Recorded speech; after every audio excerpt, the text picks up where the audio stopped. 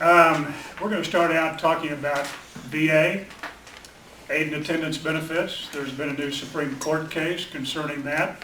No, not a Supreme Court case, but some new potential rules governing that. Jerry's an expert in that field, so Jerry, bring us all up to date on what's going on there and what we should be paying attention to. Okay. Well, let me ask you, how many of you, raise your hands if you're a veteran, or the spouse of a veteran, or the survivor of a veteran. Okay, so we got quite a few of you in here. This is important because how many of you know that we have a program in the VA called the Aid and Attendance Pension Benefit? One or two of you. This is an old program. It's been around for a long time. And when Congress implemented it, the intent was, the theory was, you've sacrificed, you've been in the military, you've sacrificed for us, and if as you age or if you have health care issues and you need long-term care, there ought to be a program to help alleviate the financial burden.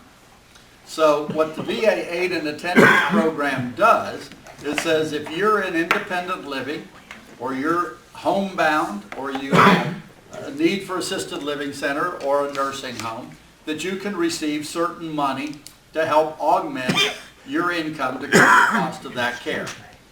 And the homebound is a little bit lower, but if you're in assisted living or independent living or a nursing home under current law, if your income is less than the cost of your long-term care and medical expenses, you can qualify for this VA Aid and Attendance Benefit. And it's pretty significant. If you are a married veteran, you can get $2,120 per month. And interestingly enough, if your income is $5,000 and your care expenses are $5,005, $5 more, you can get the whole $2,120. So it augments your income, plus it provides medical benefits for you.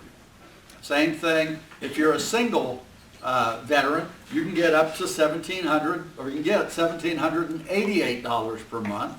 And if you're the spouse of or widow of a veteran, you can get $1,149 per month to help cover this cost of care. And this has been an excellent program. We started about 5 years ago going out and educating the military community about this benefit, and we've helped literally thousands of veterans qualify for this over the last 5 years or so. Now, the VA wants to take away much of that benefit. And we're pushing back, but I want you to know there's what's called a notice of proposed rulemaking. And they put that out to us, and we have the opportunity to comment on it, object to it, and so forth. They wanted this law to take effect March 31st. It didn't. They're pushing to have it in effect by the end of April. We don't think they will. But just be aware that this option's out there. And what they're saying is, we want to implement a 3-year moratorium. So, what do I mean by that? If you make a donation to your church, you're ineligible for benefits for 3 years. If you make any charitable contribution, you're ineligible. If you spend money on a grandchild's piano lessons, you're ineligible. If you loan any, not loan, but give any money to your children, you're ineligible. So it's extremely broad. In other words, if you don't receive something in full compensation back for every dollar you spend, you can't qualify for this benefit. And we don't think that was the intent of Congress when it was originally enacted. But that's what they're saying. That's number one. The second thing they're saying, and it's so new, I have to have my cheat sheet, so bear with me. The second thing it says is, if you go into an independent living facility, you cannot qualify for benefits. And that, again, is contrary to what the intent was before, because the intent was, I want to stay at home as long as I can.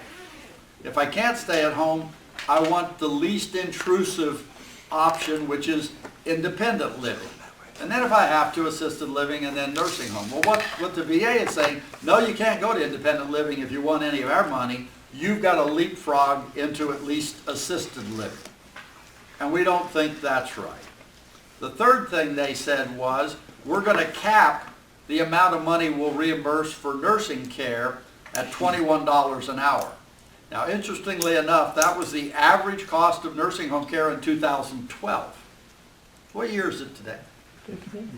You think the cost of care has gone up in the last 3 years? Well, it certainly has. So that means they're not going to cover the cost of care. Then they said, we're going to make it twice as difficult for a spouse to qualify as we are the veteran. We're just going to add more hoops. Not only are we going to give them less money, but then we're going to make it twice as difficult to qualify. So it's a lose-lose for spouses. And we think that's wrong. And so we have been going back and challenging this. And the bad news, or the good news is, so far we've been successful pushing back. The bad news is, one of the senators has said, if we lose this opportunity, then I'm going to offer up legislation to make it a law. Right now, it's a policy decision. And we've argued that only Congress can change benefits, and that the VA on its own doesn't have the authority to make this change. Well, this senator said, if we can't do it through the VA executive order practice, well, we'll just go in and change the law. And unfortunately for us, he seems to have a lot of support in Congress to want to do this because, believe it or not, veterans don't have a lot of voice in Congress. We're not the ones putting the money up to get people reelected, and so our voice tends to melt away a little bit. So I want you to know about this proposed change for two reasons. Number one, if you're one of those people that may be in need of some form of long-term care and you're a veteran or the spouse of a veteran, right now there are actions we can take to pre-qualify you for that benefit that will not count against you and will not result in a disqualification for 3 years. Once that law changes, if that law changes, we won't be able to do that. So I just tell you that if you think you're in a position, you might be in need of VA help, we need to talk. Does that make sense? Yeah. I don't want you being surprised by this. I'm extremely unhappy about this. We've been fighting this since November. We just can't seem to kill it. And we're doing everything we can. We've got every military organization commenting. I've sent in specific comments. I know that there are 630 attorneys who have filed objections to this, including myself. But it very well may come to pass. So I don't want to bore you anymore with that. I just want you to know, if you're a veteran or spouse of a veteran, if you're thinking you might have a need of this benefit for medical care or long-term care help, then it's probably time we talk. So let me ask you, so this is something that's coming from VA through the executive branch via executive order. Well, heard a little bit about that lately. And now we're hearing that there may even be enough momentum in Congress that if the executive order is not signed, that they might try to push it legislatively. Right. And we don't know whether this is puffery. I mean, we've got a senator saying, I've got the votes to pass it. Senators say all kinds of things. You've probably heard that in the past. So whether he really does or not, I don't know. But, you know, there's one other proposed change that really upsets me for people in Oklahoma, and that says, the VA says if you have more than 2 acres, you have to sell it, or you get no benefits. Now, I don't know about you, I live on more than 2 acres. A lot of our people in rural Oklahoma live on more than 2 acres, and the fact that they would force me to sell my homestead really causes me concern. Wow. So whether it passes or not, we're being told they have the votes. Whether they do and whether they have enough to override a veto if the president overrides it, I don't know. We just don't have enough knowledge at this time. It's that new, but I wanted to let you know there's an issue. Are there income limits as to receiving benefits? The only income limit is that your income cannot, if your income exceeds your long-term care and medical expenses, you cannot qualify. Now, I've got a client right now who makes over $10,000 a month, but he has serious issues, and the cost of his long-term care exceeds $11,000 a month, so he gets the benefit. Okay. So they don't care what your income is, is it less than the cost of care? Okay. Question, real quick.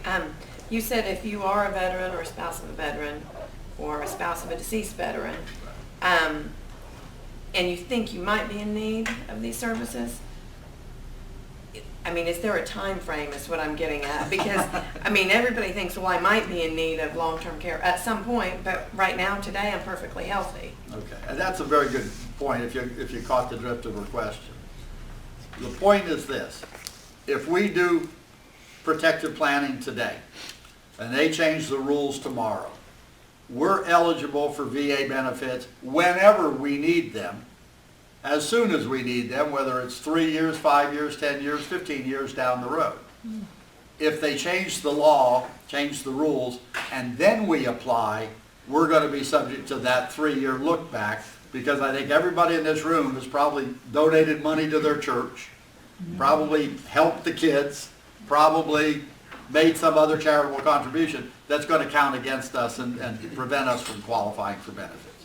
So, you know, the point is, if you're thinking that you might need it 5, 10, 15 years down the road, you probably ought to take advantage of the opportunity now so you can lock yourself in.